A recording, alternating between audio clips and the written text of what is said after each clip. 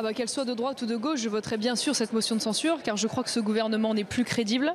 Il en fait d'ailleurs la démonstration aujourd'hui, puisqu'il est obligé de contourner l'Assemblée nationale pour un texte qui est absolument dérisoire, parce qu'il suscite beaucoup de polémiques, mais en réalité dans son contenu, c'est un texte tout à fait insatisfaisant.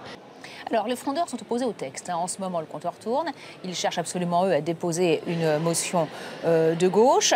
Est-ce que vous pensez qu'ils doivent aller jusqu'au bout de leur logique, finalement voter la motion de droite plutôt que de déposer leur propre motion ?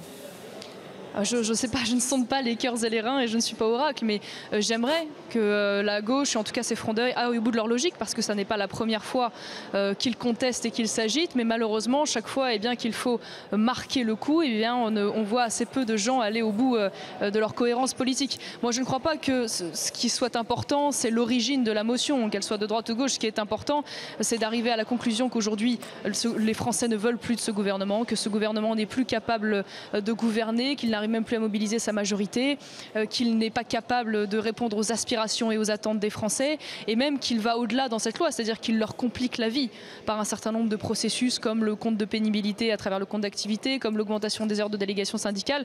Bref, en réalité, c'est un gouvernement qui manifestement est incompétent, et je crois qu'il faut en tirer les conclusions avant que nous ne subissions encore un an avec autant d'incompétence.